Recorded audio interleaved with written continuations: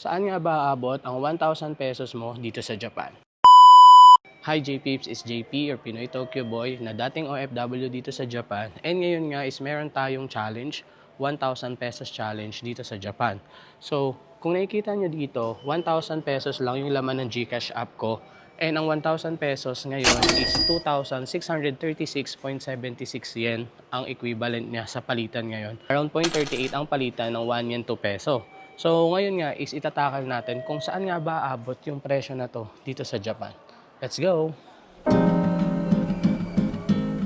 Nandito na nga pala tayo sa train station and guys, hindi ko masasali yung pamasahe natin kasi nga hindi pwede yung GCash dito sa train sa Japan.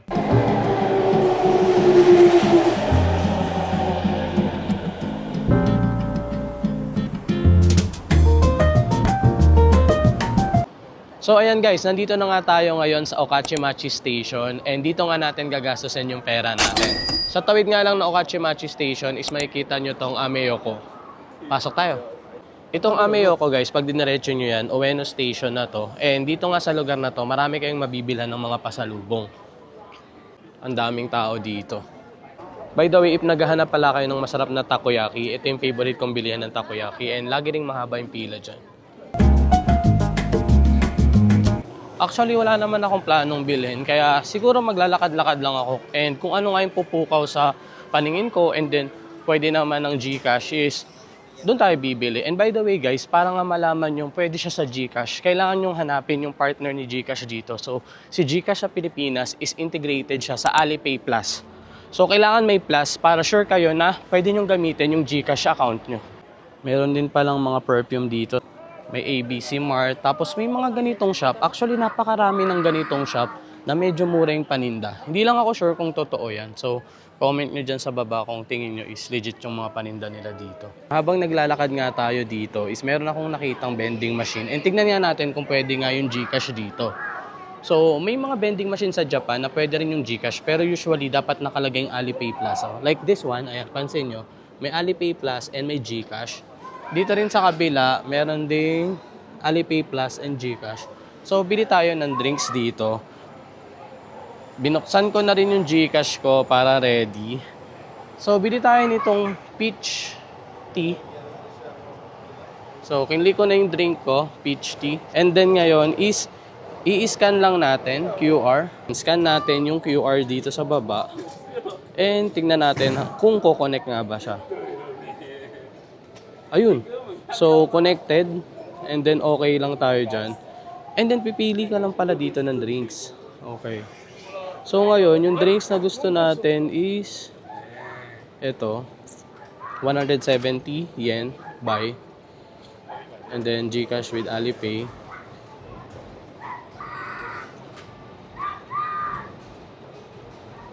So, ayan guys.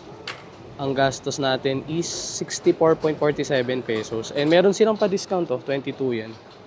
Okay.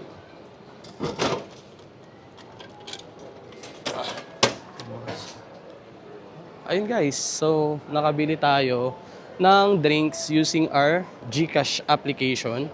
Ayan, meron pa tayong 943.87 pesos or 2,488.76 yen. Ito na yung unang purchase natin sa challenge natin. Itadakimasu. Wow. Favorite ko talaga yung peach tea. Kasi medyo matamis siya. Meron tayong nadaan ng second hand shop dito. Bali, this is Mode Up. Ito yung mga second hand ng mga damit, mga bags, and mga accessories. Ang cute nito. And it's 1,100. Marami pa silang mga ibang mga bags dito. And sa loob niyan, actually, may mga damit din yan. May mga damit, sapatos, basta everything na sinusuot. And fashion items. Wala tayong mabibili dito, guys. Check lang. Next stop natin, itong paborito nyong bilhan ng mga pasalubong, Don Quijote. And ipapakita ko nga sa inyo yung mga items na palagi ko nga rin binibili dito sa Don Quijote. Unang-una na nga dyan, ito guys. Sobrang sarap nito. Nilalagay lang to sa ibabaw ng mainit na kanin.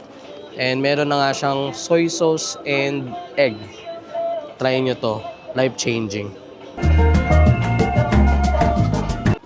Tignan nyo to, from 1,383 is 300 yen na lang siya. So, bili tayo nito. Sa mga naghahanap naman ng pampasalubong, isa to sa mga suggestion kong pasalubong. Sobrang sarap nito, lalo na tong kulay blue. Ito. Medyo mahal lang siya, pero marami na rin kayong mapagbibigyan.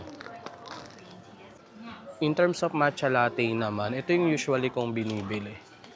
By the way guys, if turista kayo, like me, and gagastos kayo ng more than 5,500 yen, is meron ditong tax-free.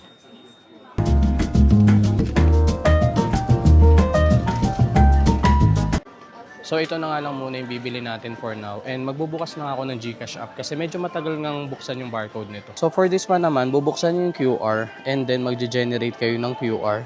Pay abroad with Alipay. Barcode de onegaishimasu.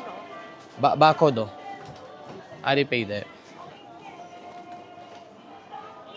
So, ayan guys, tingnan natin kung gagana siya.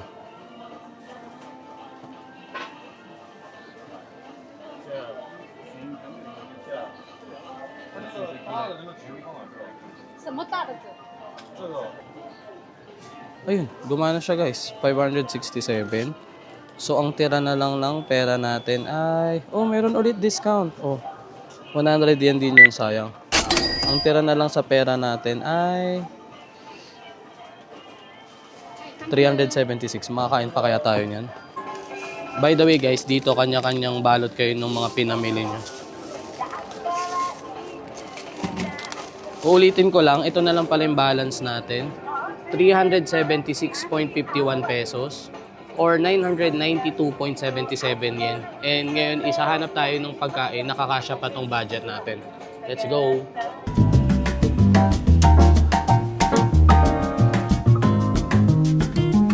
Meron pa nga tayong natitirang 990 plus na yen. And ngayon nga is bibili tayo ng pagkain. And isa nga sa naiisip ko na mabibilhan natin is convenience store. And meron akong nakitang convenience store dito. Ito. Merong Family Mart dito sa Ameoko. So, pasok tayo dyan and bili tayo ng paborito kong Famichiki. At kung anong pa nga yung magkakasya sa 990 yen. Guys, tignan nyo. Pag bumili ka ng onigiri tsaka isang Famichiki, meron kang 100 yen. So, gawin natin yon. Bili tayo ng favorite kong onigiri. Itong tuna mayo. And tignan nyo, apakamahal na. 185 yen. Sa milk naman guys, dito tayo sa soy milk. And mura lang din to. 113 yen. Sa tinapay naman, ito yung favorite kong binibili dito. Melon pan. Ayan. Bayad na nga tayo guys. And order lang ako dito ng Famichiki. Ato Famichiki yun guys. Tapos pinirepare ko na rin yung GCash ko. Magge-generate na ako ng QR.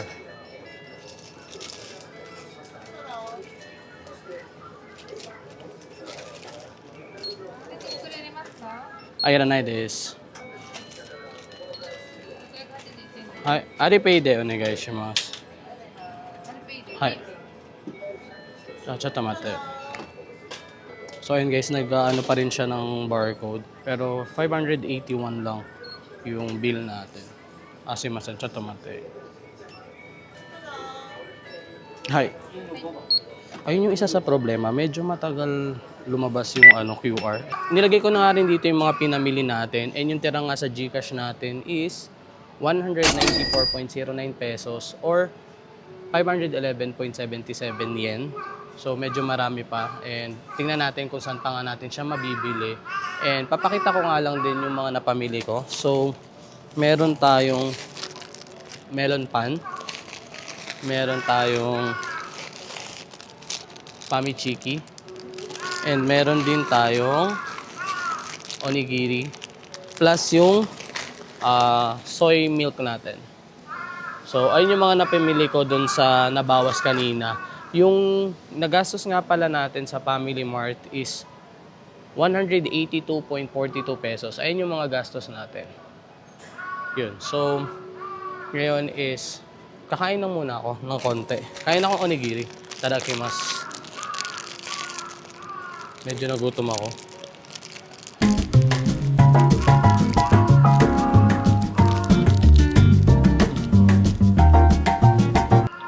sarap talaga na ito.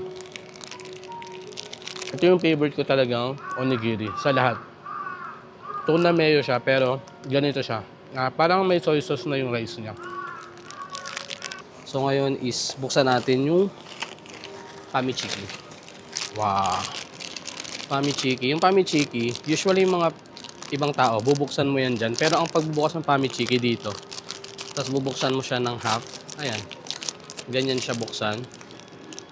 Itadakimasu. Wow. Yun yung juiciness yan, no? Sarap.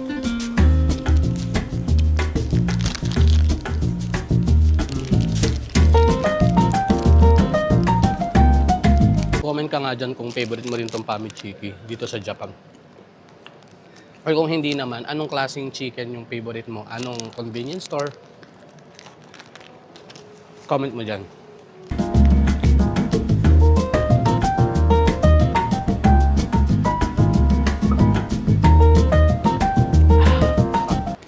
Tara, hanap tayo ng paggagastusan ng 500 yen. Hirap maghanap ng 550 yen. Dito guys, may mga tsaa. Masarap din yung tea nila dito. Meron ditong Matsumoto Kiyoshi. And tingnan nyo yung ano nila, yung KitKat nila. 228 lang or 246 kapag may tax. So I think bili na lang tayo ng dalawa nito. Hey guys, shimasu. So, ayun guys, nakabili tayo. And nilagay ko na nga dito sa plastic bag ko rin yung mga napamili natin. And ang running balance natin is 750 pesos or 19.78 yen.